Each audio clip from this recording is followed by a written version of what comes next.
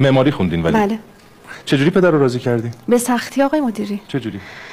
یه هفته قرار کردم رفتم و کجا رفتی؟ یواشکی رفتم خونه خواهر بزرگم. بعدم فکر می‌کردم واقعا اون نمیگه به بابام، ولی گفته بود. بعد هم منتظر بودم خب پس بابام چرا زنگ نمیزنه ناز منو بکشه، نگو میدونسته که من کجا. بعد دیگه خلاصه کم کم دیگه انقدر هی رفتم اومدم و هی صحبت و بعد دید که جدیام خیلی سخت قبول کرد، ولی الان خب خیلی دوست داره، خیلی پیگیره. بله.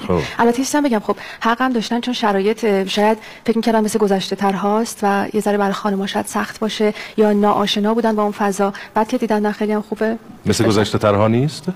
نه. نه. نه. فضای خوبی داره فضای کار ما؟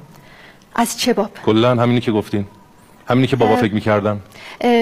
حقیقتش رو بگم، برای کسی که بخواد رعایت بکنه بله. اگر نخواین که دیگه دست خودتونه، ولی به نظرم خب یه سری انتظاراتی که شاید قبل ترها می بود الان دیگه هست، نه اینکه نیست، ولی خیلی زیر کاره، خیلی پشت صحنه هاست و دیگه خب از روابط بعضی از افرادم کاملا مشخصه.